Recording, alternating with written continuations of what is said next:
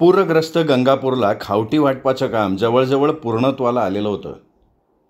थोड्याफार फरकानं राहिलेल्या पूरग्रस्तांच्या खावटी देऊन खावटी वाटप करणारे अधिकारी कर्मचारी मुक्कामाच्या ठिकाणी परत निघण्याच्या विचारात होते. सूर्यही पश्चिमेकडे झुकलेला. साधारण सायंकाळचे 5 वाजलेले असावेत. अचानकच काही अंतरावरनं त्यांना जोरजोरात ओरडण्याचा गालका ऐकू आला. त्यावरून तिथे भांडण सुरू आहे हे स्पष्टपणे दिसत होतं, ऐकूही येत होतं. मात्र कोण काय बोलतोय हे समजत नव्हतं. अचानकच 2 गृहस्थ धापा टाकत त्या अधिकाऱ्याजवळ आले. ते दोघेही कावरे-बावरे दिसत होते. ते दोघेही जणू काही एखाद्या ज्वालामुखीचा तप्तरस पार करून आलेत. ते थोपवणं फार गरजेचं आहे असे भयंकर चेहरे त्यांचे दिसत होते. ते म्हणाले, साहेब साहेब. अरे बोला ना साहेब साहेब काय करताय फक्त? कोणाशी भांडून तंटून आलात का काय? आणि असे कावरे बावरे काय दिसताय? नाही म्हणजे तुमच्या चेहऱ्यावरनं तसं दिसतंय. साहेब आम्ही नाही भांडून तंटून आलो, पण तिकडं गोविंदा गंगाधरचा लय झगडा चालू आहे. मारामारीवर पाळी आली.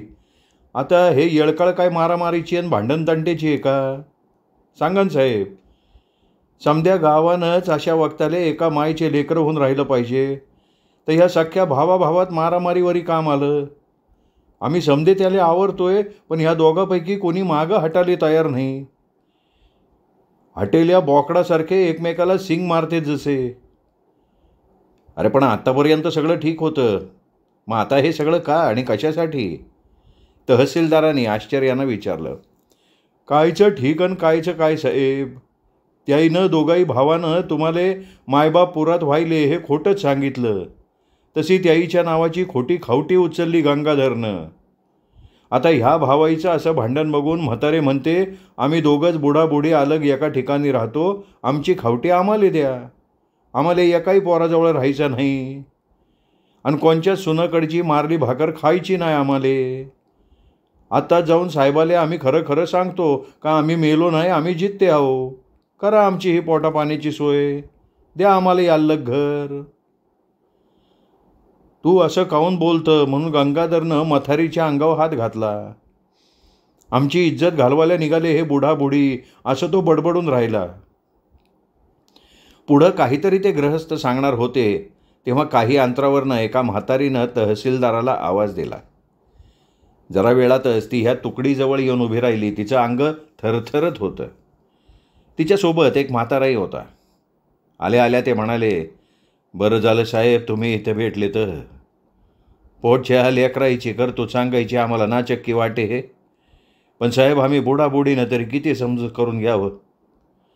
जवा तवा दोघंही भाऊ थोड्या थोड्या गोष्टीवरनं असे जेरीला येतेत आणि मधल्यामध्ये आमचा चुराडा होते.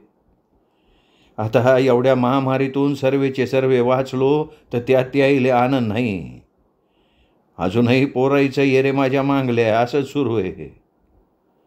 साहेब मी खरं सांगतो, ह्या पुरात घर गेलं आमचं, पण आमची जमीन लय दूर आहे बारडावर. राम्या भोई कोण्या गावावरनं वापस येत होता. तेव्हा तो त्याच्या वावराकडनं आला. तेव्हाच त्यांनी मला सांगितलं का आमच्या वावराले पुराचा धोका नाही. त्याच्याच वावराले लागून आमचा वावर आहे. हे पोरं समाधानानं राहावं म्हणून आम्ही आमचा हिस्सा नाही काढला साहेब. या दोघांच्याही म्हणण्याप्रमाणे दोघाजवळ आम्ही 2 दिवस काढत होतो. तेव्हाच आम्ही आमचा वाटा काढला असता आता अशी वेळच आली नसती आमच्यावर. एकुलते एका पोरीच्या चोळी बांगडीची आम्ही काही सोय केली नाही. म्हणलं एक एक भाऊकर आणि एका वर्षाला तिची न्यान चोळी बांगडी. मग तिथंही आईचं भांडणच.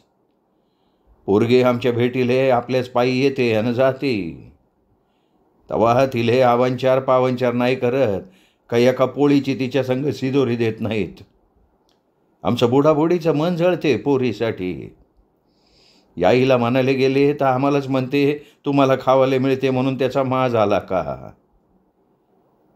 आता एवढं वय झालं आमचं, पण आम्ही अजूनही वावरात राबतो साहेब.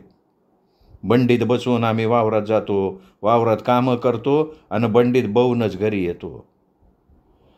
वाटलं होतं एवढ्या संकटातून आता वाचलो. आता ह्या संकटाची कळ सगळे मिळून सोसू. कुटुंबातले सर्व धडधाकड बघून नवं बळ आमच्या अंगात आलं होतं साहेब. म्हणलं नव्या बळानं ह्याही काळ काढू, पण नाही. ह्या गांग्या गुदईचं कुत्र्यावानी शेपूट वाकडं ते वाकडंच आहे. हे बघा, पण पोरं अशी नालायक आहेत हे माहीत असून तुम्ही असे हिस्से का केले? आता आम्ही तुमच्या खाजगी गोष्टीत काय करू शकतो? चूक झाली हो साहेब आमची. याईनं आमचा विश्वासघात केला. पण आता तुम्ही आम्हाला न्याय देऊ शकता. आम्ही जित्ते असून कागदोपत्री आपल्या फायद्यासाठी त्या गंग्याने आम्हाला मारलं तर मारलं, पण हाडवैर असल्यावानी दोघंही भाऊ झगडून राहिले. लोक तमाशे बघतेत. आम्हाला नसती लाज आणली या दुश्मनाईनं. म्हातारी रडून रडून सांगायला लागली.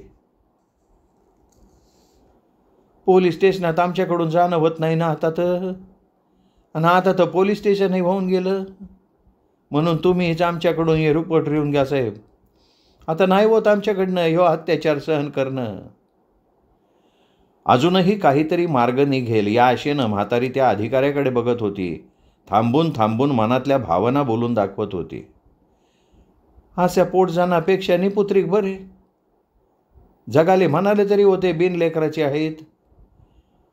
कुठं आंधळ्या मायबापाले कावडीत बसून काशीले नेणारा सारावन बाळ, आणि कुठे जित्तेपणी मायबापाचे गिदाडासारखे लचके तोडणारे, लांडग्या कोल्ह्यासारखे फाडून खाणारे गोविंदान गंगाधर. म्हातारी पोटतिडकीनं बोलत होती आणि म्हातारा हे सगळं अगतिकपणे बघत होता. अजिबाई, तुम्हीच आता समजदारीनं घ्या. मोवाडचं पोलीस स्टेशन वाहून गेलंय तरी तात्पुरती पोलीस चौकी उघडली आहे, तिथेही रिपोर्ट करता येतो. पण ह्या तुमच्या दोन्ही देवट्यांना कोठडीची हवा खावी लागेल. पोरं जेलमध्ये गेली तर चालेल का तुम्हाला? नाही, तुम्हीच सांगा. तुम्हाला मग बरं वाटेल का? पूत कपूत होऊ शकतो, पण मायबाप हे मायबापच राहतात ना. तुमच्या खावटीबद्दल काय करायचंय ते आम्ही करू, पण इथल्या इथे निस्तरेल असंच करू. शेवटी सरकारी अधिकारी असलो तरी आम्ही सुद्धा माणसंच आहोत. आम्हालाही मायबाप आहेत, लेकरं आहेत. पाप धुवायला तीर्थक्षेत्री जातात लोक. खरं म्हणजे मायबापासारखं दुसरं तीर्थक्षेत्र नाही. इथे केलेल्या पापाला कुठेच प्रायश्चित्त नाही आहे.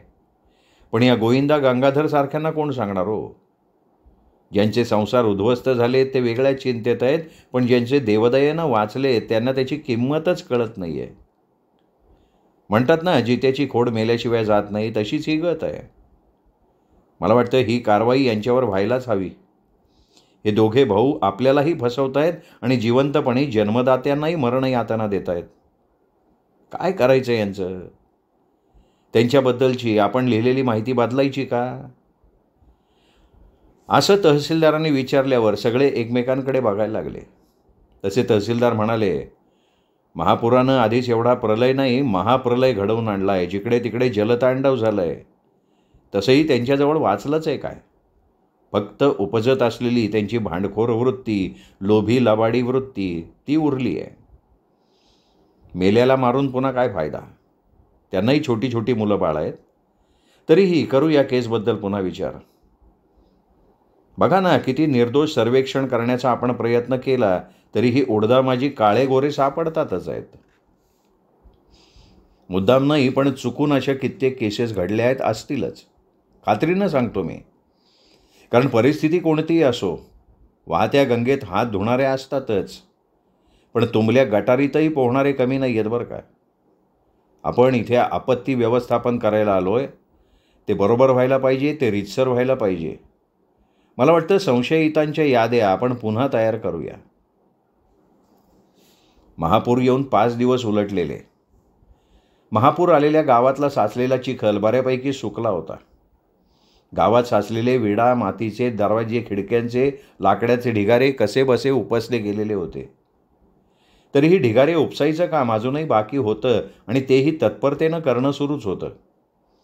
आज मुख्यमंत्री आणि पुनर्वसन मंत्री येणार अशी चर्चा होती. मंत्र्यांच्या स्वागतासाठी एरियातले आमदार, खासदार, त्यांचे कार्यकर्ते तसेच प्रोटोकॉलनुसार कलेक्टर साहेबही नागपूरला विमानतळावर गेले होते. मंत्र्यांच्या स्वागतासाठी बुके घेऊन, हार घेऊन तिथे उपस्थित राहणं हा शिष्टाचार त्यांना पाळायचा होता. खरं पाहता आता पूर परिस्थिती आटोक्यात आल्यामुळे मंत्र्यांच्या स्वागतासाठी कलेक्टर साहेबांनी जाणं हे शिष्टाचार संमतच होतं. SP सावंत साहेबांनी आपला आवश्यक तेवढा पोलीस ताफा सज्ज ठेवून पुन्हा चोख बंदोबस्त ठेवला होता. कुठल्याही प्रकारचा दंगा गडबड होऊ नये म्हणून ते स्वतः आणि त्यांचे सहकारी जातीनं लक्ष घालून काळजी घेत होते. गावात एकदम 2-2 मंत्री येणार ही गोष्टच गावकऱ्यांकरता नवीन होती. आपलं साधं नगरपालिकेचं गाव, कितीक लोक येले मोवाड माहीतही नाही, पण आज इथं एकाच वक्ताले 2-2 मंत्री येतात गाड्या. असं काहून म्हणतं का मोवाड माहीत नाही? या एरियातली पहिली नगरपालिका मोवाडचीच होती हे काय बिना माहीत असल्यानं? आणि आता तर महापुरामुळं अख्खा भारतालेच माहिती झालं. पहिले भारताच्या नकाशावर टिंबा एवढा असन, पण आता तर महापुरामुळं मोवाड चंद्र सूर्या एवढं झालं. गावकऱ्यांमध्ये चर्चा सुरू होती. आता मात्र दोन्ही मंत्र्याईले घेराव घालायचा.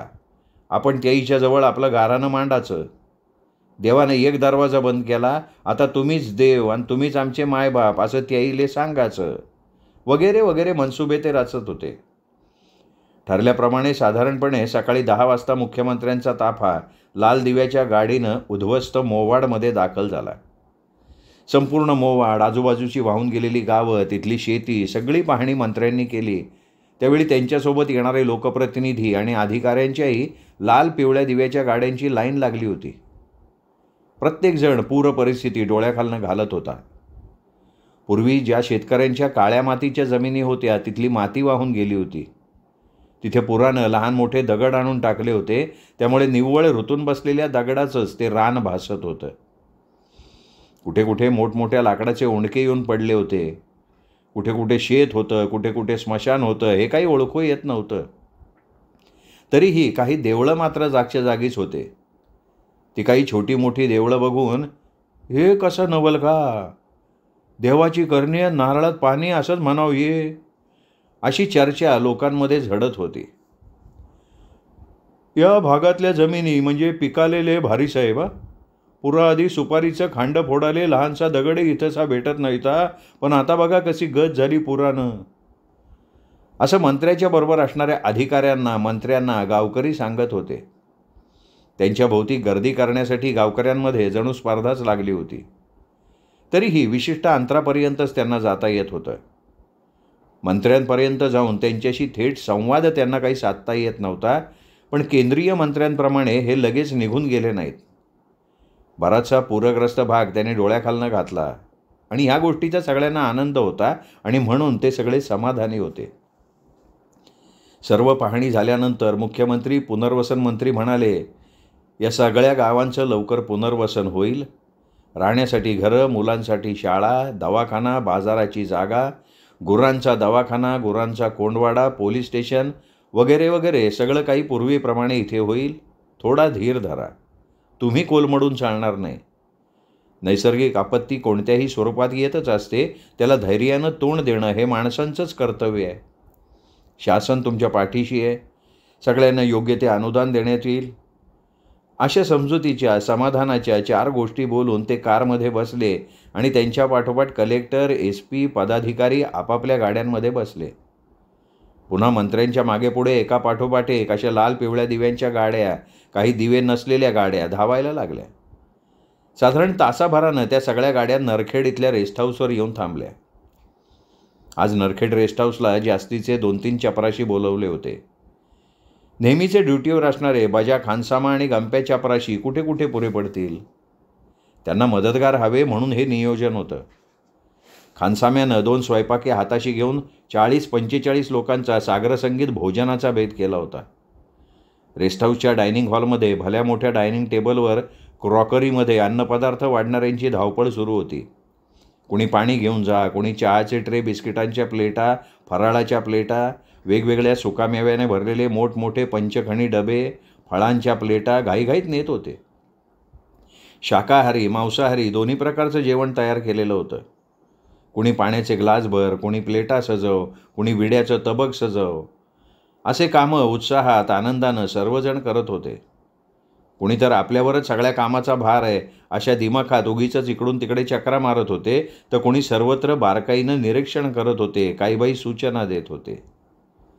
मंत्रीद्वय, वरिष्ठ अधिकारी, पदाधिकारी यांचं सागरसंगीत भोजन आटोपलं. आज कलेक्टर साहेब राहत असलेल्या 1 नंबर सूटमध्ये मुख्यमंत्री आणि SP साहेबांच्या सूटमध्ये पुनर्वसन मंत्री यांचं वास्तव्य होतं. तिथे त्यांनी साधारणपणे अर्धा तास आराम केला. नंतर त्यांची तिथेच पुन्हा एकदा मीटिंग झाली. पुन्हा चहा कॉफी झाल्यानंतर मंत्रीद्वय नागपूर विमानतळाकडे रवाना झालं. त्यांना पोचवायला पुन्हा कलेक्टर साहेब, काही पदाधिकारी त्यांच्यासोबत होतेच. पुन्हा लाल पिवळ्या दिव्याच्या गाड्या नरखेड नागपूर मार्गे धावायला लागल्या. पोलिसांच्या गाड्या त्या गाड्यांच्या मागे पुढे हॉर्न वाजवत धावत होत्या.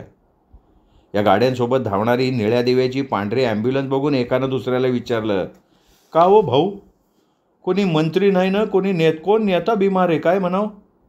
लय तब्येत खराब आहे वाटते. असं असताना ते कायले आले असतील इथं बरं? एक दिवस आराम नाही का करायचं त्यानं? नाही म्हणजे दवाखान्याची पांढरी गाडी बी या गाड्याबरोबर गेली म्हणून विचारतो. त्या गावकऱ्याच्या वक्तव्यावर दुसऱ्यानं लगेच उत्तर दिलं, नाही हो, तसं काही नाही. या मंत्र्याच्या मागं अशा गाड्या नेहमी संघ राहते म्हणते.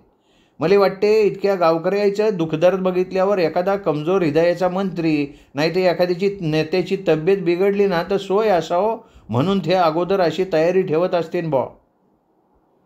काही पूरग्रस्त, काही नरखेडवासी, रेस्ट हाऊसचे सगळे कर्मचारी हा प्रकार कुतूहलानं बघत होते. आधीच्या मरगळलेल्या वातावरणात जरा का होईना पण बदल झाला होता. काही वेळेपुरतं तरी उत्साहाचं वातावरण निर्माण झालेलं होतं. पूरग्रस्तांच्या पोळलेल्या मनावर सहानुभूतीचा थंडा मलम लावला गेला होता. रेस्ट हाऊसवरनं हा ताफा रवाना होताच तिथे जमलेल्या लोकांची गर्दी कमी झाली. सगळी पांगापांग झाल्यावर दिनू नावाचा शिपाई दुसऱ्या नेहमीच्या खंड्या शिपायाला म्हणाला, काय गड्या खंड्या, इकडं या पुरामुळं लोकाईच्या तोंडाला अजून धडसं अन्न नाही आणि अशा ही परिस्थितीत मंत्र्याची मजाच म्हणायची. मटण म्हणू नको, चिकन म्हणू नको, घमघमीत वासाचा मसाला घातलेला बिर्याणी म्हणू नको, आणि कितीक तऱ्हेच्या भाज्या, लोणचे, पापड, सॅलड, गुलाबजामुन, काय रसरशीत पाकात भिजलेली जिलबी, काय पुऱ्या, पराठे, लय पकवानाचं मला तर नाव बी माहीत नाही बाप्पा माहीत तोंडाली पाणी सुटलं का. पण मी म्हणतो आपल्याच पोटा एवढं हितभर यायचं पोट आणि ह्या हितभर पोटात हे सगळं अन्न कसंच मावत असन आणि कसं पचत असन. बरं हे स्वतःले जनतेचे मायबाप म्हणतेत आणि हे इतके पकवान नाही पंच पकवान. आपल्यासारख्या लेकराईचे वाखे असताना जिकडं तिकडं भूकमरी असताना याईले गोड लागतच कसं असं म्हणावं. समज एखाद्या लग्न कार्यात काम करणारी, भिंडे घासणारी माय असली आणि तिले जर तिथं काही गोडधोड वाढलं तर ते घरच्या लेकराईसाठी घासातला घास तरी आणते घरी. लेकराशिवाय तिच्या घासाखाली घास उतरत नाही, कारण ते माय असते, जन्म देणारी माय, आणि हे जनतेचे मायबाप. मला तर काही कळतच नाही बाप्पा, हे पुढारी म्हणजे माय माऊली का पुतना मावशी आहेत? हो नागा दिगू, तू या बोलण्यात खरं तथ्य आहे. बरं पुन्हा एक असं का 3-4 तासात सर्वे काम आटेपले द्यायचे, पण ह्या 3-4 तासासाठी किती खर्च झाला का बरं? रेस्ट हाऊसले ते जास्त वेळ थांबले नाही. खंड्यानं दिनूच्या बोलण्याला पुष्टी जोडली. या रेस्ट हाऊसला ते जास्त वेळ थांबतीनच कसे का? इथं सात याईच्या सारख्यानं आराम करावाची सोय आहे का? उगं जेवणाची येळ झाली होती म्हणून समदे जेवले इथंसा. खरं तर इथंसा ते फरशीच्या आणि भीतीच्या भेगा बघून घाबरले असतील. त्याईच्या घराच्या फरशीतून तोंड दिसतेत म्हणे, असे आरशावानी चकाचक राहते त्याईचे घर. आता ते नागपूरच्या रेस्ट हाऊसमध्ये एखादी मीटिंग घेतील, नाही तर इमानाचे येळेपर्यंत आराम करतील. खंड्या आणि दिनूच्या शेजारी उभ्या असलेल्या धोंड्या शिपायानंही त्यांच्या बोलण्यात भाग घेतला. खरोखर नरखेडचं रेस्ट हाऊस काय किंवा काटोलचं रेस्ट हाऊस काय फारच विपन्नावस्थेत पडलेलं होतं. ठिकठिकाणी त्याला भेगा गेल्या होत्या. बऱ्याच दिवसापासून तिथल्या भिंतींना रंगरंगोटी नव्हती. सर्व खोल्यांच्या फरशांचे जोड उकरलेले होते. तिथल्या नळांना नीट तोट्यासुद्धा नव्हत्या. बऱ्याच ठिकाणी इलेक्ट्रिकचे वायर उघडे पडले होते. तसं बघता तिथं कोणी मंत्री किंवा पदाधिकारी कधी येतही नव्हते आणि त्यामुळे कदाचित तिथल्या डागडुजीकडे कोणाचं लक्ष गेलेलं नसावं. चुकून कधीतरी एखाद्या मंत्र्याचा दौरा निघाला तर तेव्हा संबंधितांना रेस्ट हाऊसची तात्पुरती डागडुजी करून घ्यायची सवय आहे. पण ही मोवाडची दुर्घटना अचानक घडली आणि अचानकच जिल्हास्तरीय मोठे अधिकारी मंत्री यांचं येणं झालं. त्यामुळे पूर परिसरातले संबंधित अधिकारी पदाधिकारी त्याच्या डागडुजीचं नियोजनच करू शकले नाहीत. त्या डागडुजीला ते प्राधान्य आणि वेळ देऊ शकले नाहीत. पूर परिस्थिती बघून कलेक्टर SP तिथे थांबणार म्हणून तातडीनं त्याची झाडलोट पुसपा जळमटं काढणं, लाईट लावणं, नळाला तोट्या लावणं, बिछाण्यावरचे चादरी उशाचे आभरे बदलवणं वगैरे कामं पाटबंधारे खात्याच्या वरिष्ठ अभियंत्याच्या हुकमावरनं झालं होतं. बजा खानसामा आणि खंड्या शिपायानं ते पाहिजे तसं करून घेतलं होतं. त्यांना तसं करणं गरजेचं होतं, कारण त्या रेस्ट हाऊसला कोणीही मुक्कामी येत नसलं तरीही त्या दोघांची तिथे नेहमीसाठी ड्युटी होती. शासनाचा चांगला पगार ते घेत होते, त्यामुळे त्यांना जाब विचारणाऱ्यांनी कधीतरी विचारलाच असता. नेहमीसाठी साफसफाई ठेवण्यासाठीच आणि आलेल्यांची सरबराई करण्यासाठीच त्यांची तिथे नियुक्ती करण्यात आली होती. कधीतरी तास 2 तासासाठी कोण्या अधिकाऱ्याचा दौरा आहे असं कळल्यावर त्यानिमित्तानं ते तिथली साफसफाई करवायचे. एरवी काही केलं नाही तरीही जाब विचारणारं कोणी नाही. त्यामुळे हे कर्मचारी गप्पांचे फड रंगवत बसायचे. असे तासा 2 तासासाठी येणारे अधिकारी मुक्कामाला कधी थांबत नसायचे. बऱ्याचदा रात्रीच्या वेळी हे रेस्ट हाऊस अंधारात बुडालेलं असायचं. एकूण काय, धाकाशिवाय काम बाका होत नाही हीच बाब इथेही लागू पडायची, अगदी तंतोतंत. बरेचदा या दोघा कर्मचाऱ्यांपैकी एक जण काही ना काही खाजगी कामानिमित्त गैरहजर असायचा. कधी काळी अकस्मात कोणी आलं तर ते एकमेकांची पाठराखण करायचे. आत्ताच बाहेर गेला, येईन इतक्यात असं सांगून वेळ मारून न्यायचे. SP सावंत आज 4-5 दिवसानंतर खऱ्या अर्थानं निवांतपणे आपल्या सरकारी निवासस्थानी आले होते. त्यांची गाडी बंगल्याच्या फाटकाजवळ येताच वॉचमनसारखी ड्युटी करणाऱ्या एका पोलिसानं फाटक उघडलं. त्यांनी आदबीनं गाडीतल्या साहेबांना सॅल्यूट मारला. 2-3 पोलीस शिपाई बंगल्याच्या आवारात उगीचच इकडून तिकडे फिरत होते. ते सर्व खाकी ड्रेस परिधान केलेले, त्यामुळे साहेबांची गाडी येता जिथे उभे होते त्याच जागेवर शिस्तीत उभे राहिले आणि त्यांनी साहेबांना सॅल्यूट केला. एक शिपाई एका मोठ्या कुत्र्याच्या सेवेत मग्न होता. कुत्र्याचं खाणं पिणं, आंघोळ करणं, त्याच्या बसण्याच्या सतरंज्या स्वच्छ करणं, वेळेवर त्याची सोडबात करणं, त्याला बाहेर फिरवून आणणं, तारखेवारी त्याला इंजेक्शन द्यायला पशुवैद्यकीय डॉक्टरला बंगल्यावर बोलवणं, त्याला कोणत्या वेळी कोणकोणतं इंजेक्शन दिले त्याची नोंद ठेवणं, कुत्र्याच्या अंगाभोवती त्याच्या मापाचा शिवून घेतलेला कपडा गुंडाळणं वगैरे वगैरे कामं आळीपाळीनं 2 शिपाई करायचे. एखाद्या राजाची काळजी घ्यावी त्याप्रमाणे त्या कुत्र्याची ते दोघंही काळजी घ्यायचे. मिसेस सावंतला त्याची हयगय झालेली बिलकुल चालत नव्हतं. शिवाय त्याला कुत्रा म्हटलेलंही त्यांना आवडत नव्हतं. त्याचं नाव टॉमी आहे तेव्हा त्याला टॉमी म्हणून हाक मारा अशी सक्त ताकीद त्यांनी सगळ्यांना दिली होती. आणि त्यांचं असं सांगणं खरं तर आहेच की, समर्था घराच्या श्वानाला कुत्रं कसं म्हणायचं. पूर्वी एका शिपायाकडून त्या कुत्र्याची नाही टॉमीची देखभाल नीट होत नाही अशी त्यांना शंका आली. त्यामुळे कुत्र्याच्या देखभालीचं कारण न सांगता दुसरंच कारण सांगून त्याचं निलंबन करून टाकलं होतं. म्हणजे त्याची आधी ऑफिसला बदली, नंतर ऑफिसमध्ये कसली तरी चूक केली अशा सबबीवरून त्याचं निलंबन झालेलं होतं. आणि दुसऱ्या विश्वासू शिपायाकडे ते अत्यंत जोखमीचं जबाबदारीचं काम सोपवलं गेलं होतं. पहिल्या शिपायाच्या अनुभवावरनं सध्या नियुक्तीला असलेले 2 शिपाई अत्यंत जिव्हाळ्याने आणि काळजीपूर्वक निष्ठेनं त्या टॉमीच्या दिमतीला हजर असायचे. सतत टॉमी टॉमी करत त्याच्या आगेमागे फिरायचे. त्या बंगल्यावर काम करणाऱ्या शिपायांना बरेचदा प्रश्न पडायचा की टॉमी नक्की कोणाच्या पोटी जन्माला आलाय, कुत्रीच्या का. आणि दबक्या आवाजात त्यांची तशी चर्चाही चालायची. त्यावेळी ते छदमी हसायचे सुद्धा. SP सावंत गाडीतनं उतरले, बंगल्याच्या मुख्य हॉलमध्ये येऊन बसले. हॉलमध्ये असलेल्या काचेच्या टिपॉयच्या खालच्या खाणात असलेली वृत्तपत्र त्यांनी चाळली. अजूनही पूर परिस्थितीच्याच बातम्या रकानेच्या रकाने भरून येत होत्या. नंतर ते बाथरूममध्ये गेले, फ्रेश झाले. चेंजिंग रूममध्ये जाऊन अंगातली खाकी युनिफॉर्म बदलली आणि त्यांच्या मनासारखे हलके फुलके कपडे त्यांनी घातले. तोपर्यंत कुकनं भाज्या गरम केल्या, गरम गरम फुलके तयार केले. शिपायानं डायनिंग टेबलावर त्यांच्या जेवणाच्या प्लेटा लावल्या. जेवण करताना त्यांनी त्याला विचारलं, बाईसाहेब कुठं गेलेत? काही सांगून? खरं तर याबद्दल हे शिपाई काही सांगू शकणार नाहीत याचा त्यांना अंदाज होता आणि तो खराही ठरला. त्यांच्या अपेक्षेप्रमाणेच त्याचं नाही सर, बाईसाहेबांनी काही कल्पना नाही दिली हे उत्तर मिळालं त्यांना. जेवणानंतर सावंतसाहेब बंगल्यातल्या त्यांच्या ऑफिसमध्ये बसून फाईल्स चाळत बसले.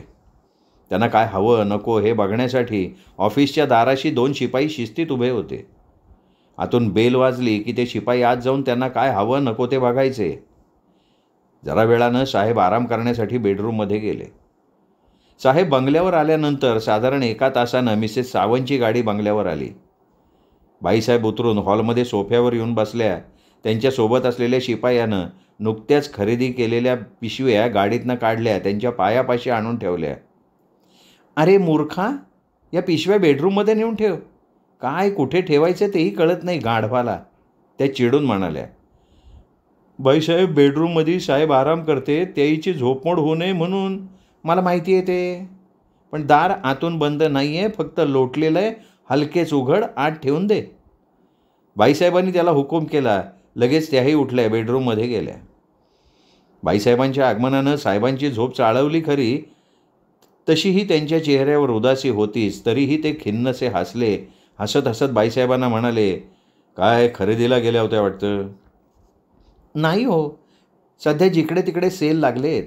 या दिवसात ना सेलचीच फार गर्दी. मी परवाच खरेदी केली होती, पण घरी आल्यावर कपाट उघडून बघते तर काय तेच पॅटर्न आणि कलरही तेच. मग म्हटलं आणू बदलून. आनंदानं देतात ते दुकानदार बदलून. म्हणतात केव्हाही या, दुकान आपलंच आहे, आणि वरून चहा कॉफी करतात ते वेगळं. बाईसाहेब उत्साहानं निथळत होत्या, आनंदानं सगळं सांगत होत्या.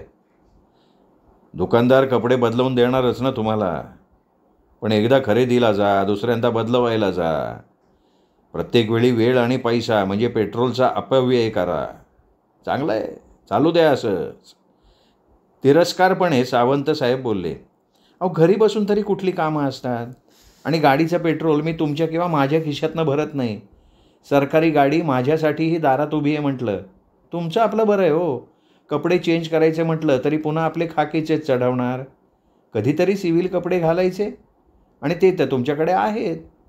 पुरुषांच्या कपड्यात व्हरायटी तरी कुठे असते? अगं माझ्या अंगावर खाकी कपडे आहेत म्हणून तुझी एवढी मिजाज चालतीये हे विसरू नकोस. बरं एवढी खरेदी केलीस तर आईबाबांसाठी एखादं पातळ धोतर आणलंस का नाही?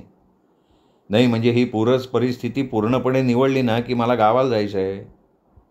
निर्धारपूर्वक साहेबांनी सांगितलं. आता मात्र बाईसाहेबांच्या चेहऱ्यावरचे भाव बदलले आणि काहीशा कुत्सितपणे त्या म्हणाल्या, मला नाही बाई ओल्ड एज व्यक्तीच्या कपड्याबद्दल फारसं कळत. ते नऊवारी पातळ, ते धोतर, शी. आणि काय हो, मागे दिवाळीत तर त्यांना कपडे केले होते ना आपण, विसरलात का? आणि शिवाय हे अचानक असं गावी जायचं खूळ कसं काय आलं डोक्यात? पुन्हा एक खेड्यापाड्यातल्या लोकांना असं जायचं तरी कुठं असतं? कितीसे कपडे लागतात हो तिथे? बाईसाहेबांनी त्यांच्यावर प्रश्नांची सरबत्तीच सुरू केली. का बरं? तुझी सातत्यानं खरेदी सुरू असते, नेहमी नवीन पॅटर्न तुला हवा असतो, आणि त्यांचे मात्र वर्षानुवर्ष टिकतात वाटतं कपडे. जरा मोवाड भागात जाऊन बघा. या तड्याखातून वाचले ते सगळे कुटुंब सर्वस्व परत मिळाल्याच्या भावनेनं कसं एकमेकांना उराशी कावटाळतायत. जन्मदात्याचं आणि लेकराचं नातं रक्ताचं असतं, आतड्याचं असतं, याची पुन्हा पुन्हा प्रखरतेनं जाणीव होते. याही परिस्थितीत त्यांची एकमेकांवरची माया बघून आनंदानं ऊर भरून येतो. अर्थात अपवाद तिथेही आहेतच म्हणा. माझ्या आईवडिलांनी हाडाची काढा आणि रक्ताचं पाणी करून मला IPS केलं आहे हे विसरणं शक्य नाही आहे मी. ओ हो हो हो, म्हणजे मोवाडचं तांडव बघून आठवले वाटतं तुम्हाला आईवडील आणि त्यांची माया. छान छान छान. तरीच म्हटलं अचानक एवढा पुळका कसा काय आला? असेच आज्ञाकारी राहा आयुष्यभर आईवडिलांचे, नाही का? हो, त्यांचा आज्ञाकारी होतो म्हणून तुझ्याशी लग्न केलं आहे ना? नाही म्हणजे त्यांना वाटलं होतं की गावातली साधारण कुटुंबातली ही मुलगी सून म्हणून आली तर घराचं घरपण टिकेल, म्हातारपणात आपलाही निभाव लागेल. पण आपल्याला लवकर शहराची हवा लागली. साहेब इथं डोक्यात शिरला आणि त्यांच्या आशेची निराशा झाली. बिचारे आपल्या नशिबाला दोष देऊन चुप्प बसतात. झालं.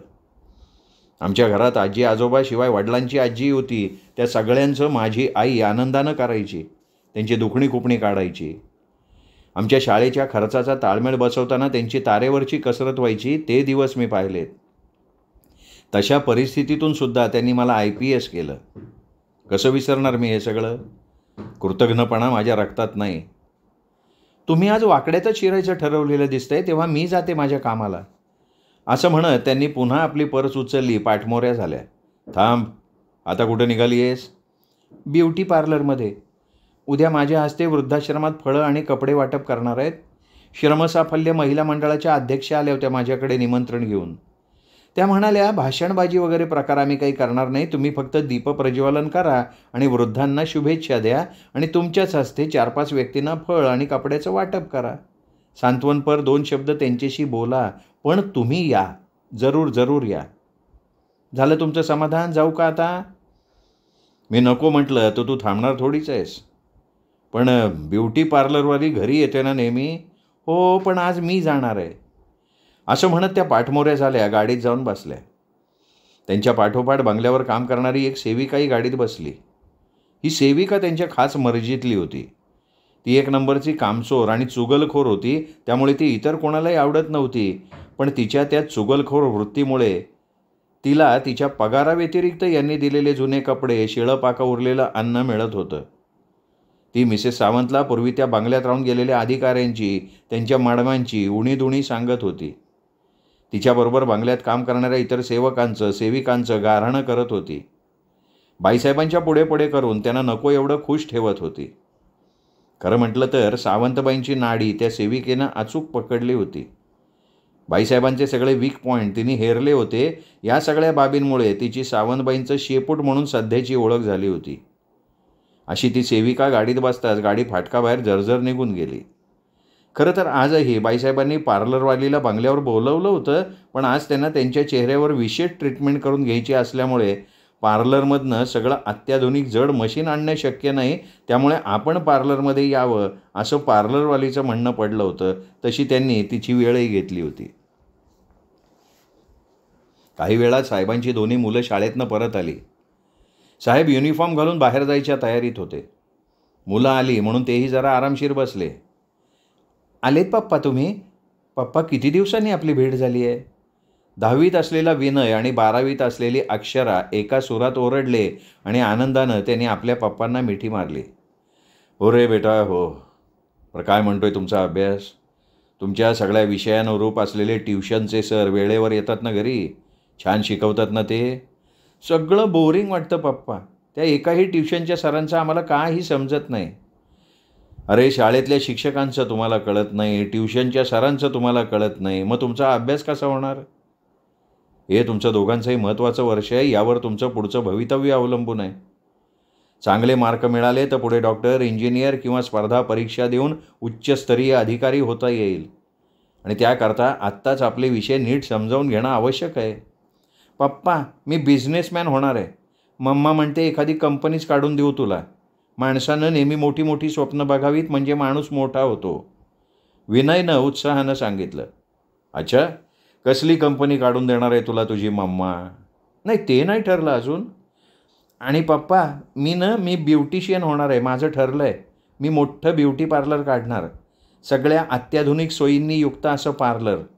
खूप ब्युटिशियन्स मग माझ्या हाताखाली काम करतील आणि मी फक्त गल्ल्यावर बसून पैसे मोजणार. बघालच तुम्ही, आपल्याला त्या डॉक्टर इंजिनिअरिंगमध्ये बिलकुल इंटरेस्ट नाही आहे. ते पुढचं पुढे ठरवा. पण आता तू असं कर, तुझ्या वर्गातली ती चुणचुणीत मुलगी, मागच्या वर्षी गॅदरिंगमध्ये माझ्या हस्ते खूप बक्षिसं मिळाली होती तिला, ती शारदा. तिचं काय पप्पा? अक्षरानं तुच्छतेनं तिचं नाव उच्चारलं. तू तिच्याकडे अभ्यास करत जा, खूप हुशार आहे ती. हुशार मुलांच्या संगतीत असावं नेहमी. हवं तर तू तिच्याकडे जा किंवा तिला आपल्याकडे बोलव. ती काकूबाई. आम्ही सगळ्या मैत्रिणी तिला काकूबाई म्हणून चिडवतो. अगदी काकूबाई टाईप विचार आहेत तिचे. आणि तिच्याकडे मी अभ्यासाला जाऊ? तिला स्टडी रूम तरी आहे का पप्पा? अहो, ती पहिली आली म्हणून तिच्या आईने आम्हाला पार्टी दिली होती ना, तेव्हा आम्ही सगळ्या मैत्रिणी तिच्याकडे गेलो होतो. 1 रूम किचन असं घर आहे तिचं. निव्वळ कोंबड्याच्या खुराड्यासारखं. तिथेच राहतात सगळे तिचे ते म्हातारे बितारे सगळे. म्हणजे आजी पण आहे तिला? हो, चांगले 2-2 डस्टबिन आहेत तिच्याकडे. आता ही डस्टबिन काय भानगड आहे बुवा? काय पप्पा तुम्ही पण कुठल्या दुनियेत राहता हो तुम्ही? डस्टबिन म्हणजे ओल्ड मॅन, म्हणजे आजी आजोबा दोन्ही आहेत, 2-2 डस्टबिन्स. आणि आमच्या पार्टीच्या वेळी चांगले समोर येऊन बसले होते ते.